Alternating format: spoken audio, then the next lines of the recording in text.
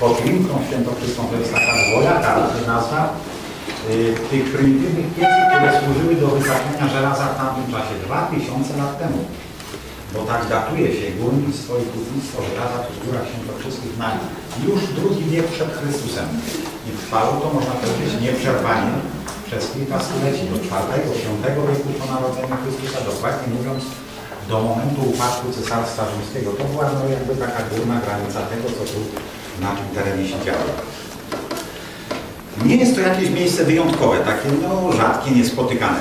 Proszę Państwa, takich pozostałości po tych piecach hutniczych, tu na okolicznych polach, powiedzmy tak, po linii horyzontu naokoło, to znajdują się setki tysięcy takich miejsc. Świadczy to o tym, no, że tu kiedyś istniał potężny przemysł. Był to w ogóle jeden z większych ośrodków hutniczych w starożytnej Europie.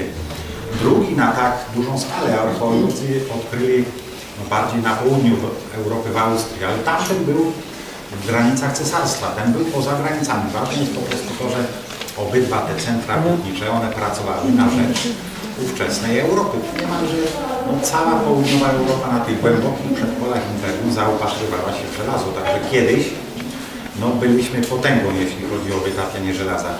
Co prawda wtedy jeszcze o państwie polskim jako takim no, nie było mowy, bo przecież to odległe czasy, ale wszystko to działo się tu, na tym terenie. No, mam chociażby na uwadze te surowce, które używane były do wytopu żelaza, czyli ruda żelaza. No i to, co rosło na powierzchni, lasy, one dostarczały surowca do produkcji węgla drzewnego, paliwa do tych pieców. Wszystko to czerpane było po prostu z tej ziemi.